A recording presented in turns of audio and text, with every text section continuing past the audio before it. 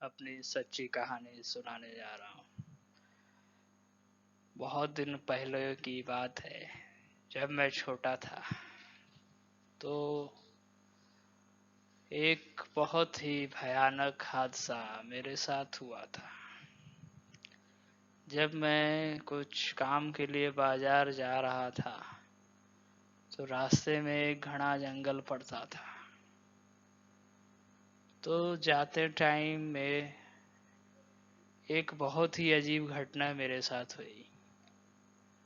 एक ठंडा हवा का झोंका मेरे से टकराया और वो मेरे अंदर प्रवेश कर गया।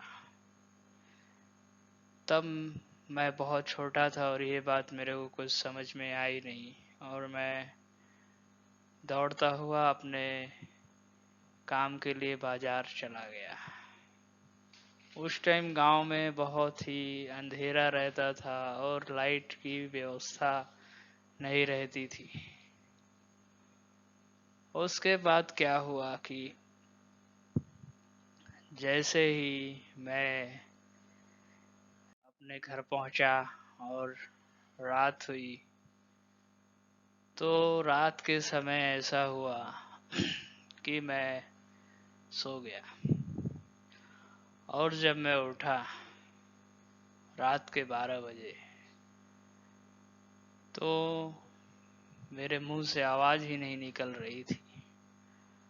फिर मैं बहुत कोशिश किया बोलने की। तब हमारे घर के लोग जान गए कि ये कोई ऊपरी साया का चक्कर है।